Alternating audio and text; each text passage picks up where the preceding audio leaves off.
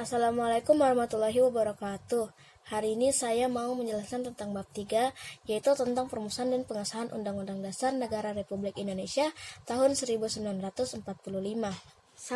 Perumusan Undang-Undang Dasar Negara Republik Indonesia tahun 1945. Sebelumnya, kita harus mengetahui dan pahami apa itu makna konstitusi. Konstitusi adalah membentuk, menyusun, serta menyatakan. Badan Penyelidik Usaha-Usaha Persiapan Kemerdekaan Indonesia BPUPKI merupakan badan yang bertugas mempersiapkan kemerdekaan Indonesia yang mengadakan persidangan 2 kali. Sidang pertama BPUPKI membahas tentang rumusan dasar negara, sedangkan sidang kedua BPUPKI membahas tentang rancangan undang-undang dasar. Dalam rapat tersebut diputuskan untuk membentuk panitia kerja sebagai berikut. A. Panitia perancang undang-undang dasar. B. Panitia pembelaan tanah air. Dan C. Panitia keuangan dan perekonomian. Panitia perancang undang-undang dasar mengadakan rapat yang menghasilkan keputusan akan berbentuk berikut ini. A. Panitia kecil perancang Declaration of Rights. B. Bentuk unitarisme. C. Kepala negara di tangan satu orang. D. Panitia kecil perancang undang-undang dasar.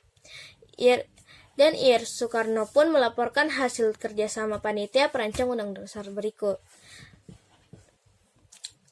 Laporan panitia perancang undang-undang dasar berisi: A. Pernyataan Indonesia Merdeka. B. Pembukaan undang-undang dasar. C. Undang-undang dasar sendiri atau batang tumbuhnya terdiri atas 42 pasal. Pada tanggal 16 Juli 1945, BPUPKI menerima secara bulat. BPUPKI kemudian dibubarkan. Untuk menggantikan BPUPKI, dibentuklah sebuah badan yang bertugas menyiapkan kemerdekaan Indonesia, yang dinamakan Panitia Persiapan Kemerdekaan Indonesia atau PPKI. Untuk keperluan membentuk panitia itu Insinyur Soekarno, Muhammad Hatta, dan Dr. Raditman Wedyodiningrat diberangkatkan ke Saigon atas panggilan Jenderal Besar Terauchi. Keputusan penting sebagai berikut. A. Ir Soekarno diangkat menjadi Ketua PPKI, Dr. Muhammad Hatta sebagai wakilnya, dan Dr. Raditman Wedyodiningrat sebagai anggota. B. Panitia persiapan boleh dimulai bekerja pada tanggal 9 Agustus 1945. C. Cepat atau tidaknya pekerjaan panitia diserahkan sepenuhnya. PPKI semula berjumlah 21 orang. Anggota PPKI ditambah 6 orang lagi sehingga semua anggota PPKI berjumlah 27 orang. Setelah PPKI dibentuk, disusunlah beberapa rencana untuk kemerdekaan Indonesia. Akan tetapi rencana tersebut gagal karena Jepang sudah kalah dan menyerah tanpa isyarat. Nomor 2. Pengesahan Undang-Undang Dasar Negara Republik Indonesia tahun 1945. Konsep naskah proklamasi kemerdekaan Indonesia telah selesai dibuat oleh Soekarno dan Muhammad Hatta. Konsep itu pun segera diserahkan pada Sayuti Melik untuk diketik. Pada tanggal 17 Agustus 1945, proklamasi kemerdekaan Indonesia dikumandangkan oleh Insinyur Soekarno dan Dr. Muhammad Hatta atas nama bangsa Indonesia. Tanggal 18 Agustus 1945, PPKI mengadakan sidang untuk pertama kalinya. Keputusan yang dihasilkan dalam sidang PPKI yang pertama sebagai berikut. A. Mengesahkan Undang-Undang Dasar Negara Republik Indonesia tahun 1945. B. Menetapkan Insinyur Soekarno sebagai Presiden Republik Indonesia dan Dr. Muhammad Hatta sebagai Wakil Presiden untuk Republik Indonesia. C. Membentuk Komite Nasional Indonesia Pusat untuk membantu Presiden selama Majelis Permusyawaratan Rakyat dan Dewan Perwakilan Rakyat belum terbentuk. Pada tanggal 19 Agustus 1945, Presiden Soekarno memanggil anggota PPKI dan pemuda untuk mengadakan sidang PPKI yang kedua.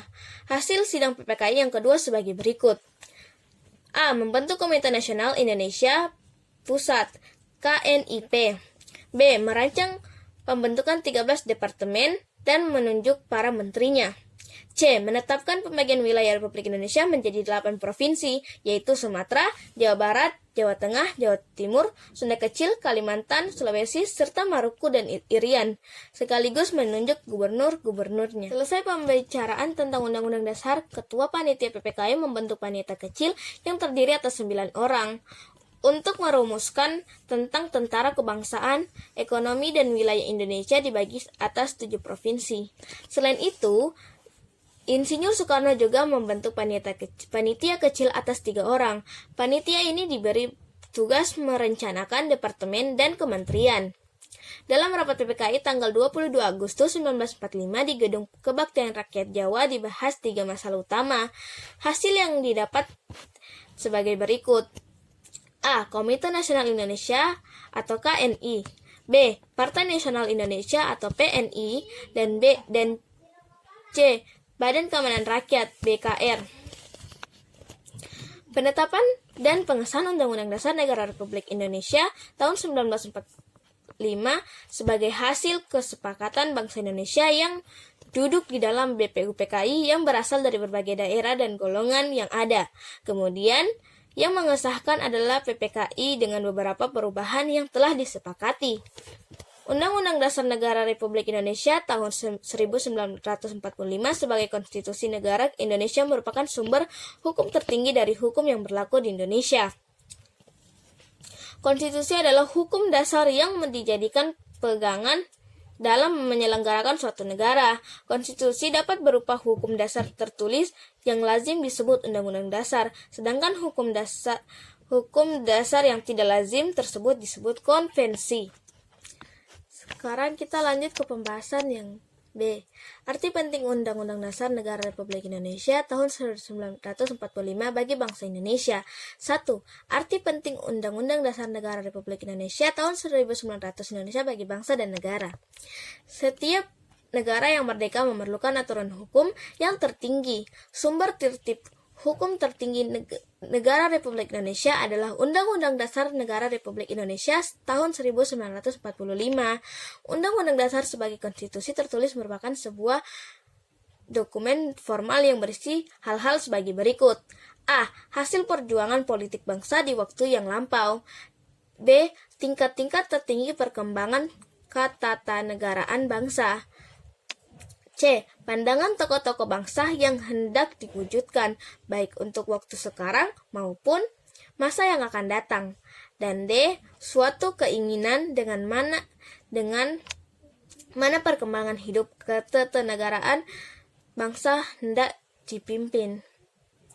Berdasarkan 4 materi tersebut, hal itu menunjukkan arti pentingnya konstitusi bagi suatu negara, karena konstitusi menjadi barometer bagi kehidupan bernegara dan berbangsa yang syarat dengan bukti sejarah perjuangan para pendahulu. A. Arti penting Undang-Undang Dasar Republik Indonesia tahun 1945 bagi warga negara. Undang-Undang Dasar Negara Republik Indonesia tahun 1945 merupakan peraturan dalam kehidupan bermasyarakat, berbangsa, dan bernegara yang harus ditaati oleh seluruh warga Indonesia. Sebagai warga Indonesia, kita patuh kepada ketentuan yang terdapat dalam Undang-Undang Dasar Negara Republik Indonesia tahun 1945. Kepatuhan warga negara terhadap Undang-Undang Dasar Negara Republik Indonesia tahun 1945 akan mengarahkan kita pada kehidupan yang tertib dan teratur.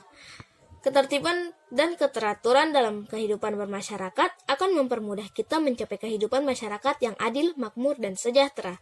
B. Arti penting Undang-Undang Dasar Negara Republik Indonesia tahun 1945 bagi bangsa dan negara. Undang-Undang Dasar berisi pola dasar kehidupan bernegara di Indonesia.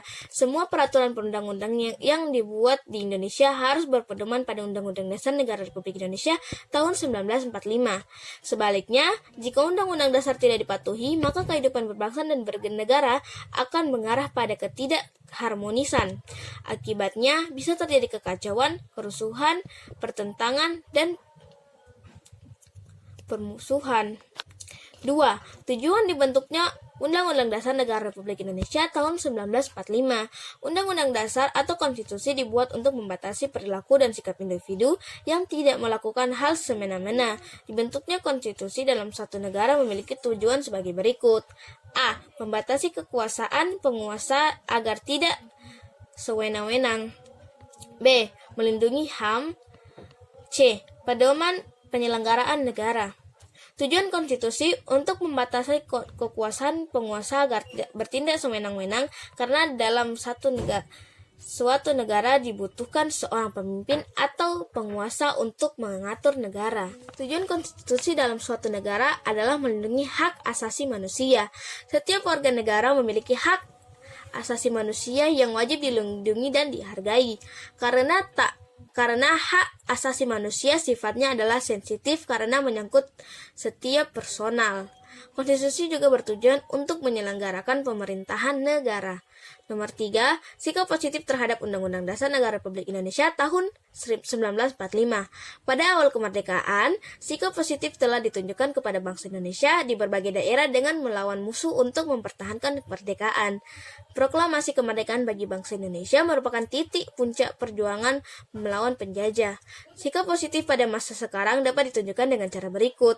A. Setia kepada cita-cita Proklamasi Kemerdekaan 17 Agustus 1945 Pancasila dan Undang-Undang Dasar NRI tahun 1945. B. Berperan serta secara aktif dalam kegiatan pembangunan di segala bidang.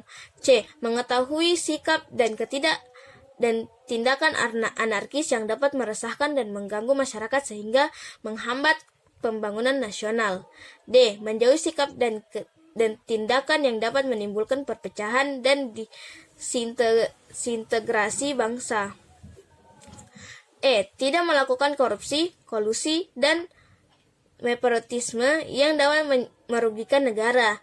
F. Mengamalkan nilai-nilai Pancasila dan Undang-Undang Dasar NRI tahun 1945. Sekarang kita akan lanjut ke pembahasan yang C. Peran BPUKI dalam perumusan Undang-Undang Dasar Negara Republik Indonesia tahun 1945. Peran BPUKI dalam perumusan Undang-Undang Dasar Negara Republik Indonesia tahun 1945. Dalam proses perumusan dan penetapan Undang-Undang Dasar Negara Republik Indonesia tahun 1945, tokoh yang berperan penting adalah di seluruh anggota BPUPKI. Anggota BPUPKI merupakan orang-orang yang terpilih serta dapat mewakili kelompok dan masyarakatnya pada waktu itu. Terdapat dua paham utama yang dimiliki pendiri negara dalam bidang BPUPKI, yaitu paham nasionalisme dan agama.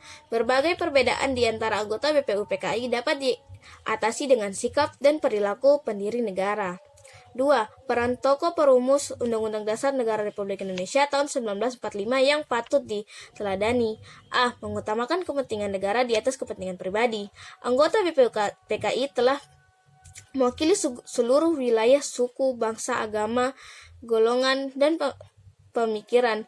Adapun dua paham utama yang dimiliki para pendiri negara di sidang BPUPKI, yaitu nasionalisme dan agama. B. Semangat kebersamaan. BPUPKI melaksanakan sidang-sidangnya dengan penuh semangat kebersamaan. Para pendiri negara berperan sangat besar dalam mendirikan negara Indonesia walaupun para pendiri negara tersebut memiliki latar belakang suku dan agama yang berbeda. C. Musyawarah untuk mufakat. Sidang BPUPKI dapat terlaksana secara musyawarah dan mufakat.